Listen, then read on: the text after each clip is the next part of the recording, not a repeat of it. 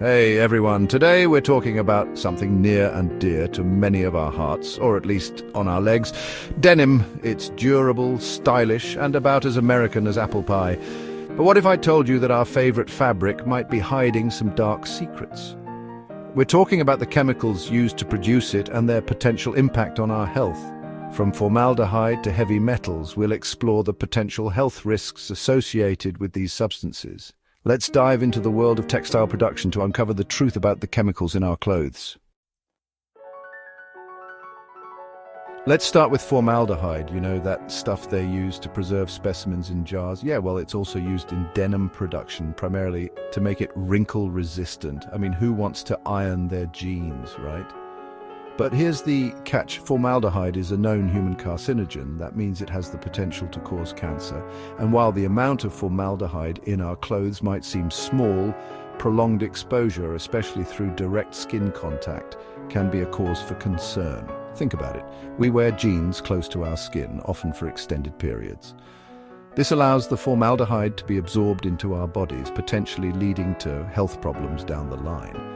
And it's not just cancer we have to worry about. Formaldehyde can also cause skin irritation, allergies, and respiratory problems. The good news is that there are alternatives to formaldehyde in denim production. Some companies are now using safer, plant-based resins to achieve that wrinkle-free look. But these alternatives often come at a higher cost, which is why many manufacturers still rely on formaldehyde. So what can we do? We can start by being informed consumers. Look for denim brands that prioritize sustainability and use safer alternatives to formaldehyde. It's all about making conscious choices that prioritize both our health and the environment. Next up, we have PFCs, or perfluorinated chemicals. These tongue-twisting compounds are what make our jeans water and stain resistant. PFCs work by creating a barrier on the fabric that repels liquids and stains. Sounds great, right? Well, not so fast. The problem with PFCs is that they're bioaccumulative. That means they build up in our bodies and the environment over time, and they don't break down easily. Exposure to PFCs has been linked to a whole host of health problems, including hormone disruption, immune deficiency, liver cancer, and developmental issues. And here's the kicker. PFCs have been found in the bloodstream of nearly every person tested. Now you might be thinking, well, what's the point of even trying to avoid them if they're already everywhere? And it's a fair question, but here's the thing. Every little bit counts. By reducing our exposure to PFCs, we're not only protecting ourselves, but also reducing the overall burden of these chemicals in the environment. Plus, there are alternatives to PFCs, like paraffin waxes and silicone-based finishes, that offer some level of water and stain resistance without the nasty side effects. So the next time you're shopping for denim, take a moment to check the label. Look for brands that are transparent about their manufacturing processes and offer PFC-free options. Your body and the planet will thank you. Let's talk about color, shall we? Denim comes in a rainbow of shades, from classic blue to bright pink to edgy black. But have you ever stopped to think about how those colors get there? Enter azo dyes, the unsung heroes of denim fashion. These synthetic dyes are what give our jeans their vibrant hues, but like many things in life, their beauty comes at a cost. The problem with azo dyes is that some of them can break down into carcinogenic amines, which are known to cause cancer. These amines can be absorbed through our skin when we wear denim, especially if the fabric hasn't been properly treated. And it's not just the workers in textile factories who are at risk. We, the consumers, are also exposed to these harmful chemicals through our clothing. Now, I know what you're thinking. Are you telling me I have to give up my colorful denim collection? And the answer is no, not necessarily. There are alternatives to azo dyes, like natural dyes derived from plants and insects. These natural dyes are not only safer for our health, but also more environmentally friendly. By being aware of the potential risks associated with azo dyes, we can make informed choices about the denim we buy and wear. We can support brands that prioritize safe and sustainable dyeing practices and opt for denim that is certified free of harmful chemicals. We all love a good pair of stretchy jeans, right? That feeling of freedom, of being able to move without constraint. It's a beautiful thing. But that flexibility often comes at a hidden cost. Phthalates. Phthalates are a group of chemicals used to make plastics, more flexible and durable. In denim production, they're often added to give jeans that coveted stretch. While phthalates might make our jeans more comfortable, they're not so comfortable for our bodies. These endocrine disruptors can interfere with our hormones, mimicking or blocking their actions. And when our hormones are out of whack, it can lead to a whole host of problems, including reproductive issues, developmental problems, obesity, and even cancer. The worst part is that phthalates are everywhere. They're found in everything from food packaging to personal care products to, you guessed it, our clothes. But don't despair. Just like with the other chemicals we've discussed, there are things we can do to minimize our exposure. We can start by choosing denim made with natural fibers like organic cotton, which don't require the use of phthalates.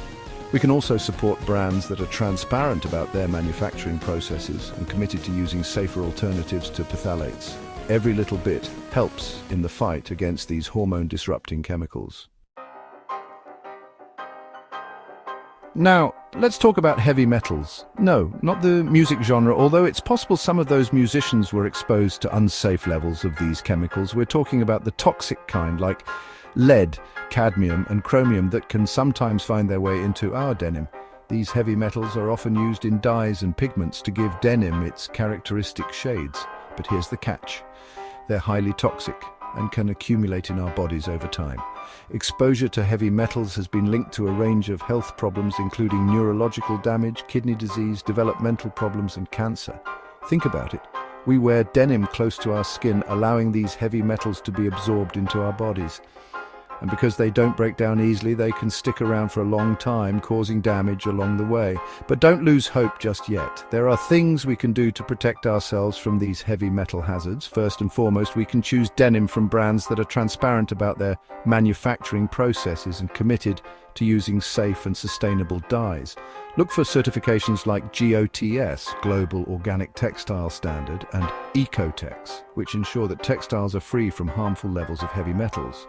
We can also reduce our exposure by washing our denim before wearing it for the first time and opting for lighter wash denim, which generally uses fewer dyes and pigments.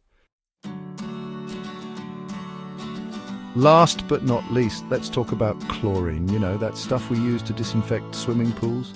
Yeah, well, it's also used in denim production, primarily to bleach the fabric and achieve that coveted faded look. Chlorine bleach is a powerful oxidizing agent that can break down the color molecules in denim, giving it that worn-in vintage vibe. But while we might love the aesthetic, the environmental and health impacts of chlorine bleach are anything but desirable. For starters, chlorine bleach is a major water pollutant. When it's discharged from textile factories, it can contaminate rivers and streams, harming aquatic life and potentially ending up in our drinking water. And it's not just the environment that suffers. Exposure to chlorine bleach can also cause respiratory problems, skin irritation, and eye irritation. The good news is that there are alternatives to chlorine bleach in denim production.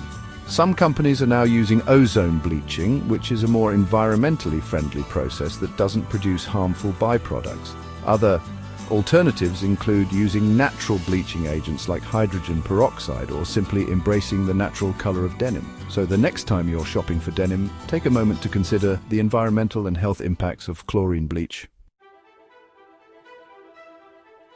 So there you have it, folks, the hidden dangers of denim laid bare. From formaldehyde to heavy metals to chlorine bleach, we've covered a lot of ground today. Now that you know about the potential risks associated with conventional denim production, you can start making more informed choices. Look for brands that prioritize sustainability, transparency, and the use of safer alternatives to harmful chemicals. Support companies that are committed to reducing their environmental impact and protecting the health of their workers and consumers. Thanks for joining me on this deep dive into the world of denim. Don't forget to like this video if you found it informative.